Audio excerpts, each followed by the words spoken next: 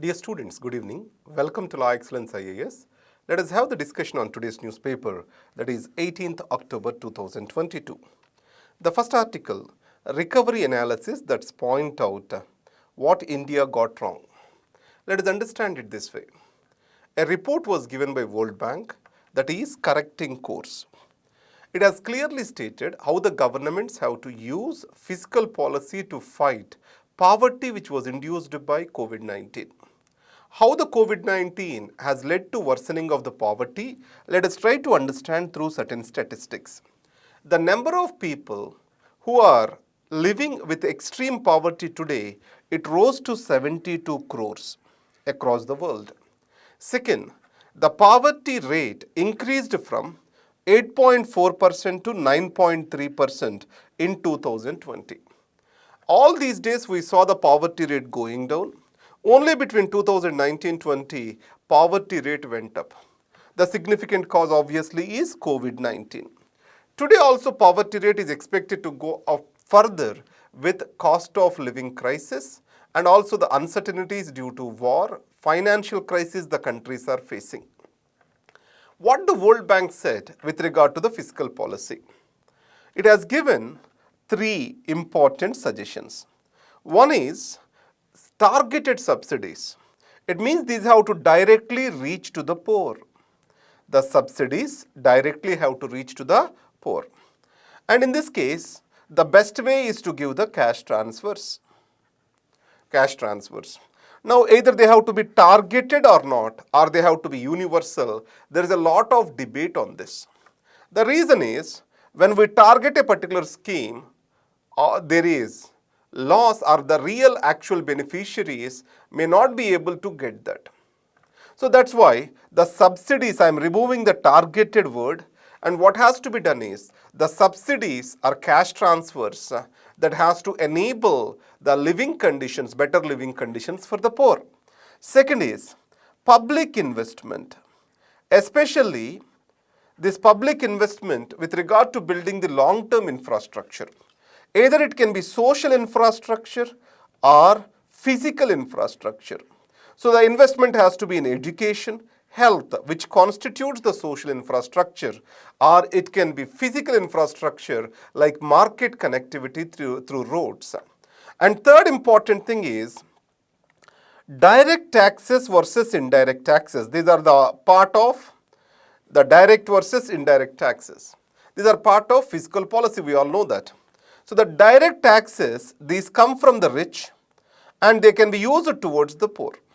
When you go to the indirect taxes like GST, these affect the rich and poor equally. And who get worst affected? If you see the relative income levels, the impact of the indirect taxes is worse on the poor. So that's why revenue mobilization through direct taxes rather than through indirect taxes. These are the three major suggestions. If you observe in India, most of the revenue comes through indirect tax today. And tax to GDP ratio is very low in India compared to many of the developing and developed countries. This is where India has to focus. Now, how the India has performed and how India has handled this poverty crisis due to COVID-19. You know, Prime Minister Garib Kalyan Yojana, 5 kilograms of cereals are being given in excess for every person due to COVID-19, and it is continuing even today. And added to that, MG Narega's wage has been increased by rupees 20. These are the positive steps which are intended to go to the beneficiaries. On the other side, the government has announced different stimulus packages. Most of these stimulus packages, these are financing programs. These are like MSME credit lines, refinance programs to the private enterprises.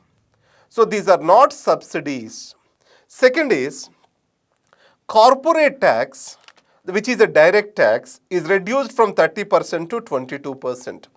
On the other side, if you see the GST, even on edible items today, GST is being levied. So if you see the third point in the World Bank recommendations, the actions of the government, indirect taxes are being increased and the revenues are increasing. but the revenues through direct taxes is not proportionately increasing. So in India, how many people slipped into poverty? Close to 5.6 crore people slipped into poverty. Simply, how fiscal policy can be an effective anti-poverty tool. If this question comes up, you can write a beautiful points using this particular article. So the conclusion is the fiscal policy can be an effective redistributive and anti-poverty tool. That's how you need to remember this article as.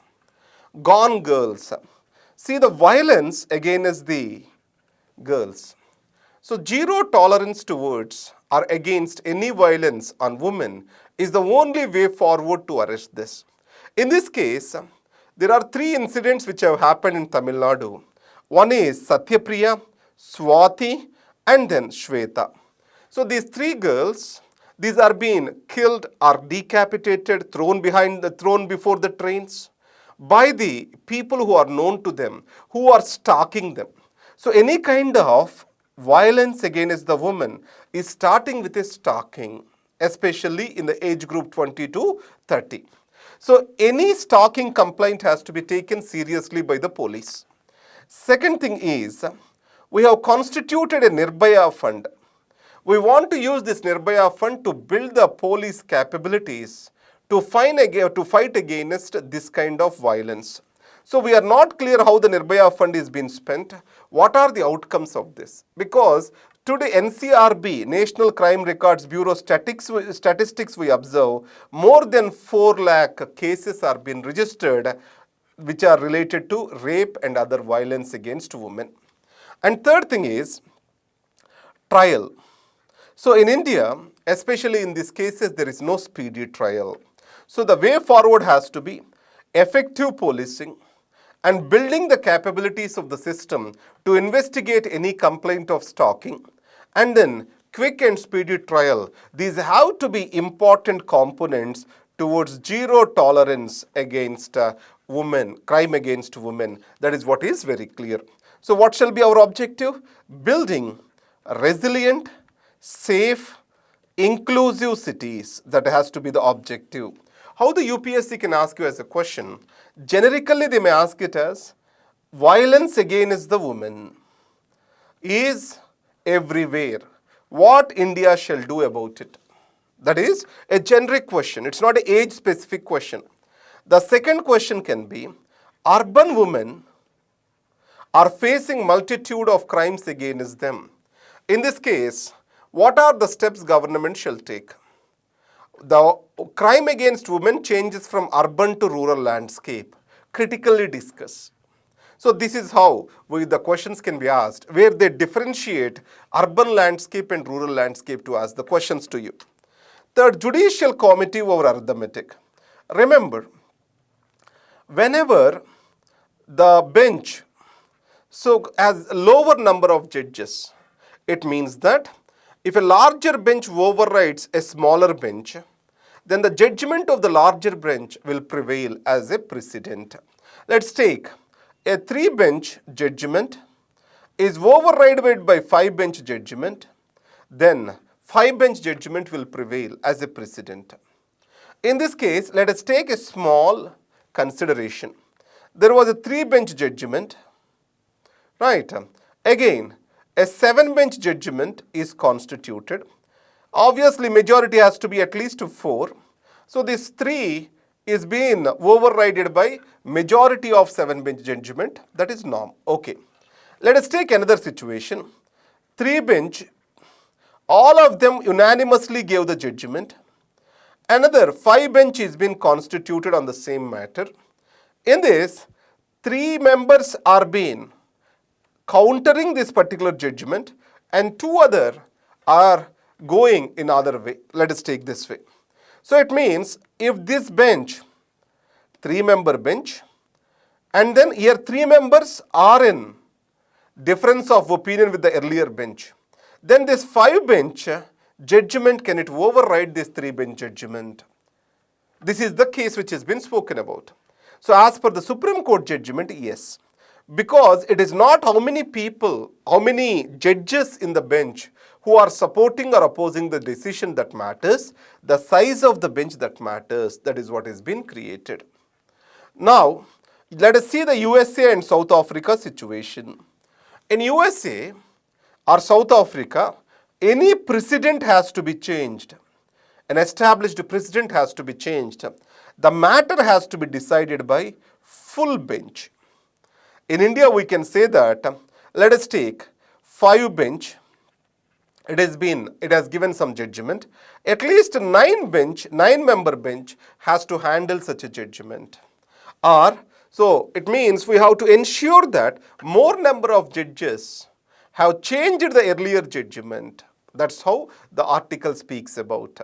If it is possible, full bench. If not, it has to be more number of judges, more than the previous judges who have given consent to the judgment has to be there to change the precedent. This is what the article is talking about. Tread carefully. We are seeing stagflation. On one side, economy is falling, which we call it as stagnation. On the other side, prices are on rise, which is called inflation. And this price rise is going to stop soon. Any kind of price rise, inflation, if it has to be controlled, what monetary policy is required? Tightened monetary policy is required. In the tightened monetary policy, what will happen? Interest rates will increase. Increased interest rates will be there. When you have to stimulus, give growth, what is required? Liberal monetary policy is required. Interest rates have to be decreased so everyone can take loans and start spending and recover the economy. So how to use in this situation is a big confusion. Now if you tighten the monetary policy to decrease, to counter the inflation, it will affect the growth further. On the other side, if you want to handle the growth through monetary policy, it will lead to further inflation. So this is the catch-11 situation for RBI. This is where concept which has come up, that is called inflation targeting. So the primary responsibility of the RBI is to ensure low inflation, which is 4 to 6, 4 plus or minus 2 is the target which was given to RBI, and RBI is supposed to be accountable for this. So today, why the prices are rising, let us see. So the rains, these have spoiled the vegetable crops, and food prices are rising, which carry higher weightage in the consumer price index. The food prices are increasing. They are expected to increase further because the production of rice is expected to come down by 6% in this Kharif.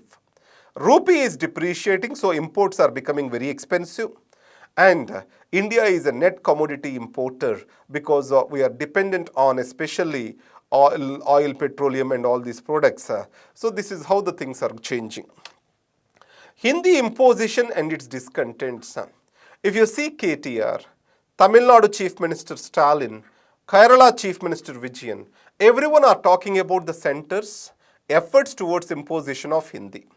In Tamil Nadu, the national highway symbols or nameplates are being changed from English to Hindi.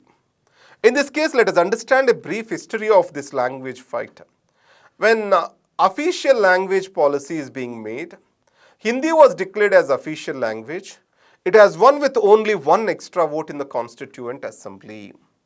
Second thing, English will continue for 15 years. After that, an act has to be made by the Parliament. Official Language Act is come into existence in 1965.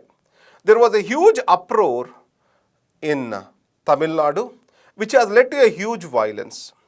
Jawaharlal Nehru, feeling the sentiments of the various linguistic states, has clearly stated that English will continue as long as the states wish it for.